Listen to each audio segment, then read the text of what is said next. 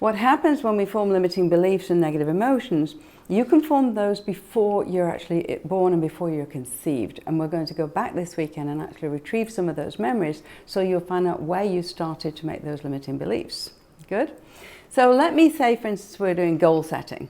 If I can get really excited, I can really bring those goals to me immediately, like Stephanie did when we were talking about, you know, the man, and she's like, yeah, I can't wait to get home for him, and she's already, is it really good? Look at her, she's still like, I'm so excited about that. It's like not just a casual hi darling, it's like, yes.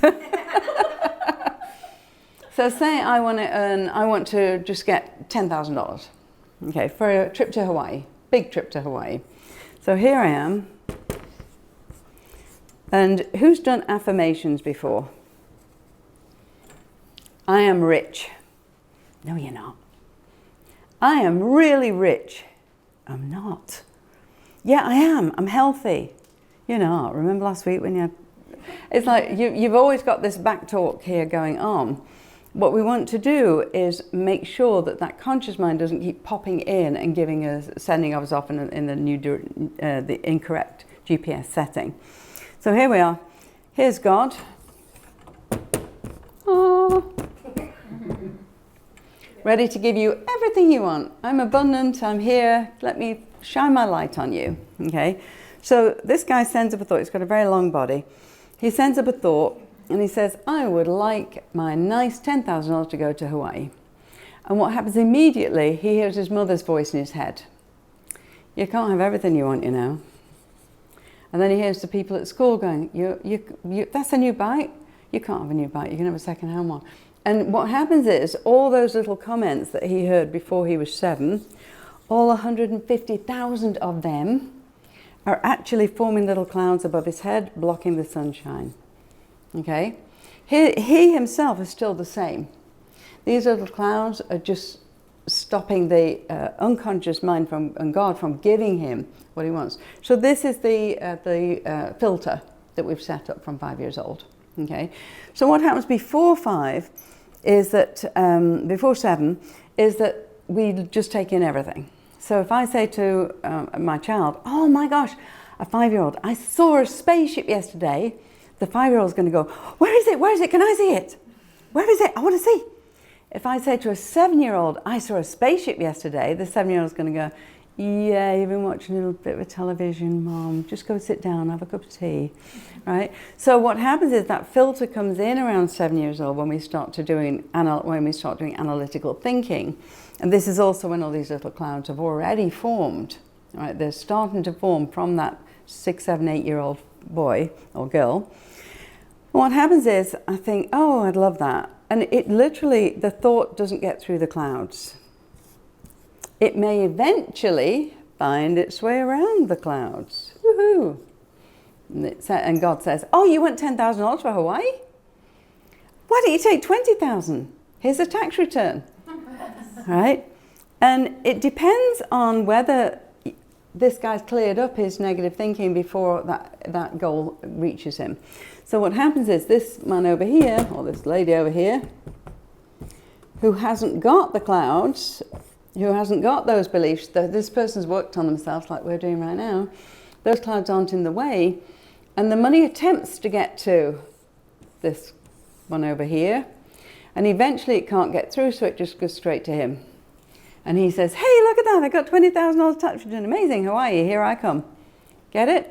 So I don't believe that you're actually holding them inside. You are perfect, you're an actually perfect, beautiful, warm, light human being. It's part of my 4-hour breakthrough blueprint, is I take you back to that beautiful original you. Right? All these little things, what we're doing right now is actually just clearing those clouds away so that we can be in the light, in the whole energy of life and light, and just be able to attract in things beautifully. Cool? Any questions about that whole idea? Good. We don't necessarily need to replace things. What we actually need to do is clear the old and delete the old files so that basically if you think of it as a virus file on a computer, and you don't open a virus file on the computer to see what's in it, because what's going to happen? The whole computer is going to do that. Unfortunately, talk therapy does a lot of that. Let's talk about the anger. Let's talk about whatever it is. And they're opening the virus files, and who knows where the other ideas are going.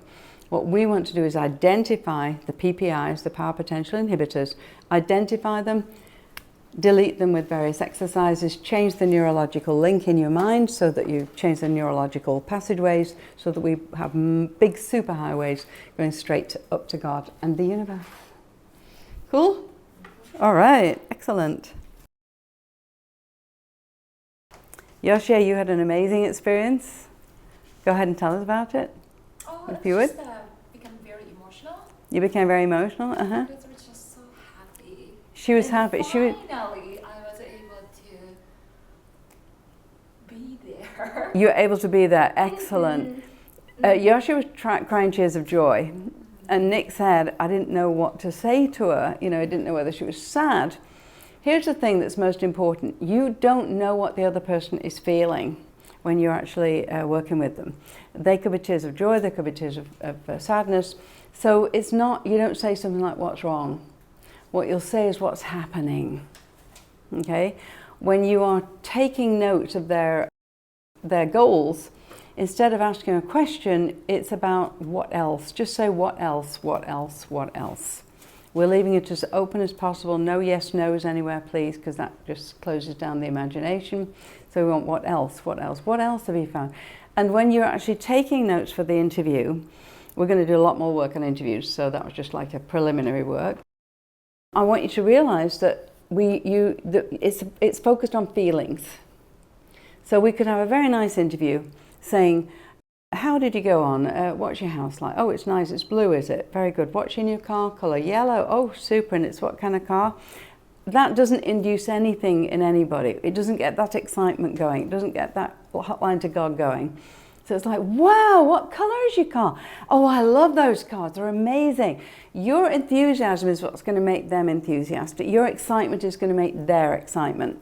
This keeping a straight face and thinking you're a therapist is all very nice. It doesn't get you very far because we want those emotions so we can future pace them and set those goals in the future so they feel more real. The biggest thing when you're setting a goal is you either set it too high and with a shorter time period, which means, you know, it's like someone wants to release 100 pounds and they're like, I want to do it in a month. And I'll say, so what are you going to do? I'm going to do 2 hours, and they'll do this. I'm going to do 2 hours exercise a day, and then I'm going to take the dog a walk, and I'm just going to eat salads and vegetables. And they'll do it maybe for half a day, and then they'll just abandon it. That's why it doesn't work. So we're setting small, easy steps that we can get there very simply. We're doing a lot of work on goal setting. So this is your first taste of goal setting. Did you find it easy actually writing down when people were talking about it? Who found that their partner got actually involved in it and saw it as real? Felt it real? You did? And who actually felt it real yourself when you had the partner? Exactly. If you felt it real yourself, your partner did a great job. It wasn't you doing a great job, it's your therapist, your hypnosis practitioner who's doing the great job. So, as I said, it's not them that believe that they can get healed or they can get enthusiastic. It's up to you. It's up to you as a person. And even if you don't feel very enthusiastic, make yourself pretend to be enthusiastic. My word in hypnosis is pretend. Pretend is your best friend. I would write that down. Pretend is my best friend. Okay? What happens is we're going to do a lot of this when we do the rep systems, which I'm introducing the representation systems in with the hypnosis training, so the people who see, feel, hear and think about, because it's so important. If you ask someone auditory digital, what do they see? They don't see anything. If you ask someone who's an auditory person, what are you thinking about? They may or may not get it, or what do you feel? You can get around everything by saying, could you imagine it or could you pretend it? Teenagers, if you're working with teenagers, what do you want to do today, John? I don't know. Well, where would you like to go? I don't know. Anywhere. Right? You get this monosyllabic kind of conversation. If you were to say, if you were to pretend to know, or you were imagining where you want to go, where would it be? Oh, I'd like to go to the park. You'll instantly get there. It's very interesting how the word pretend and imagination, you have to go into your unconscious mind to find where those words began. So you're automatically getting past that conscious mind's filter. Cool?